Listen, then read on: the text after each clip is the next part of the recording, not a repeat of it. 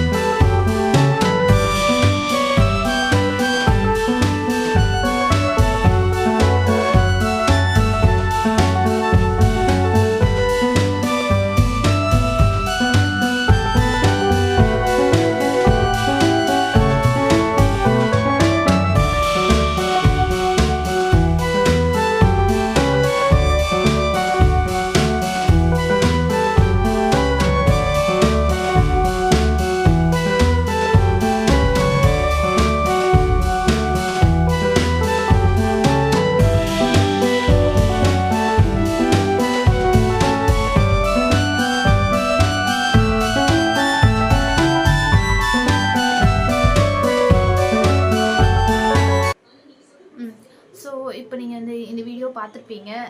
நான் எக்ஸைட் ஆன அளவுக்கு இருந்துச்சா இல்லையான்னு எனக்கு தெரில. பட் எனக்கு இது வந்து ஒரு அச்சீவ்மெண்ட் மாதிரி தான். பிகாஸ் நான் வந்துட்டு இந்த அளவுக்கு பண்ணுவேன் நான் எக்ஸ்பெக்ட் பண்ணல ஃபஸ்ட்டு. இதில் நிறையா இது கொஞ்சம் இதாக இருக்கும். இதோடு நீங்கள் நிறைய நல்லா வரையலாம். ஆனால் நான் வந்துட்டு என்னோடய இனிஷியல் ஸ்டேஜ்லேருந்து நான் வந்து ஓரளவுக்கு பரவாயில்ல ஒரு மீடியம் ஸ்டேஜ் வந்த மாதிரி எனக்கு ஒரு ஃபீல் தந்திருக்கு. ஸோ அதனால தான் நான் வந்துட்டு இவ்வளோ ஹைப் கொடுக்குறேன். உங்களுக்கும் பிடிச்சிருந்துச்சுன்னா மறக்காமல் லைக் பண்ணுங்கள். நான் இன்னும் என் ஃப்யூச்சரில் இன்னும் என்னோடய ட்ராயிங் ஸ்கில்ஸை இதை வந்து நான் ஃபோக்கஸ் பண்ணலான்னு இருக்கேன். ஸோ மறக்காமல் என் சேனலில் லைக் பண்ணுங்கள், ஷேர் பண்ணுங்கள், சப்ஸ்கிரைப் பண்ணுங்கள். உங்கள் ஃப்ரெண்ட்ஸ்க்கு யாருக்காச்சும் என் சேனல் பிடிச்சா அவங்களுக்கும் ஷேர் பண்ணிவிடுங்க. Tata, bye by.